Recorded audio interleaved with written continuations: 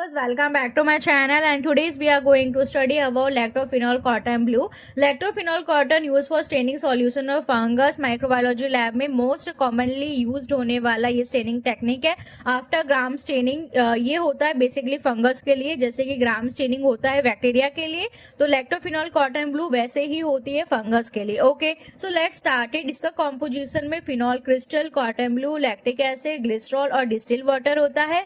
इसका प्रोसीजर क्या होता है कि आपको एकदम क्लीन और ड्राई स्लाइड लेना है, उसके ऊपर अगर आपको लेवलिंग करनी है तो लेवल करना है। आफ्टर दैट उसके ऊपर आपको एक ड्रॉप लैक्टोफिनॉल कॉटन ब्लू का जो रिएजेंट है उसको डालना है, और आफ्टर दैट आपको नाइक्रोम का जो इनोकुलेटेड वायर है, ठीक है, जो वायर आता है ऐसे करके, आप ऐसे कर भी लूप, इनोकुलेटिंग लूप बोल सकते हैं इसको, ऐसे करके जो लूप आता है उससे आपको जो कल्चर है वो पिक करना है। ठीक है, चाहे तो कल्चर प्लेट पे हो या फिर ब्रॉथ में, आपको जो कल्चर है वो लेना है, और जो लैक्टोफिनॉल कॉटन ब्लू का जो आपने स्लाइड पे ड्रॉप रखा है उसके अंदर आपको उस पर मिक्स करके थोड़ा सा उसको थिन प्रिपरेशन करके, थिन स्लाइड्स ऐसे करके आप उसको थिन थोड़ा फैला सकते हो, ऐसा करके आप उसको मिक्स कर दोगे अच्छे से। फिर आप वेट करोगे 5 मिनट तक, ठीक है, 2-3 मिनट 5 मिनट तक अप टू वेट करने के बाद आप उसको माइक्रोस्कोप में देखोगे। फर्स्ट लो पावर से फिर आप हाई पावर में देखोगे तो उसमें आपको पूरे जो स्पोर्स के हाइफा है, माइसिलियम, वो सब आपको फंगस का दिख जाएगा। इसका प्रिंसिपल क्या है कि जो फंगस होता है वो यूकैरियोटिक ऑर्गेनिज्म है, ठीक है,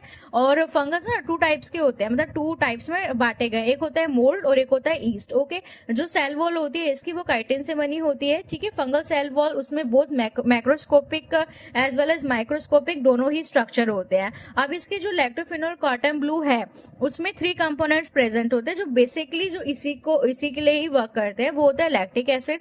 लैक्टिक एसिड जो फंगस का स्ट्रक्चर है उसको प्रिजर्व करके रखता है और टिश्यू को क्लियर करके रखता है। आफ्टर दैट जो फिनॉल है वो डिसइंफेक्टेंट की तरह काम करता है और किलिंग कर देता है अगर कोई लिविंग ऑर्गेनिज्म प्रेजेंट है तो।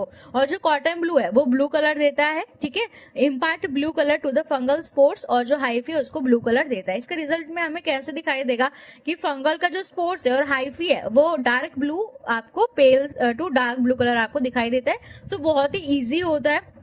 कभी कभी ऐसा करते हैं कि नॉर्मल एक स्लाइड लेते हैं और नॉर्मल ड्रॉप रखते हैं सलाइन वाटर का, उसमें अपने कल्चर रखते हैं, ठीक है, कल्चर को इनोकुलेटिंग लूप से रखते हैं, फिर उसके ऊपर अपने लैक्टोफिनॉल कॉटन ब्लू डालते हैं। सो बेसिकली ये बहुत ही इजी मेथड होता है, इसमें आपको कुछ नहीं चाहिए होता है, लैक्टोफिनॉल ब्लू रिएजेंट चाहिए, आफ्टर दैट आपको जो कल्चर सैंपल है वो चाहिए और आप माइक्रोस्कोप में देख सकते हैं।